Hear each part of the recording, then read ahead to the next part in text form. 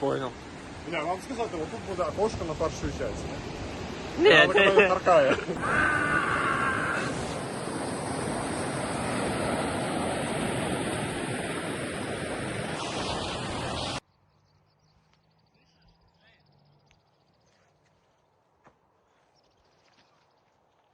Че, Игорь, скажешь что-нибудь? Поднимаемся на вершину. Если Перун даст, то поднимемся вот туда.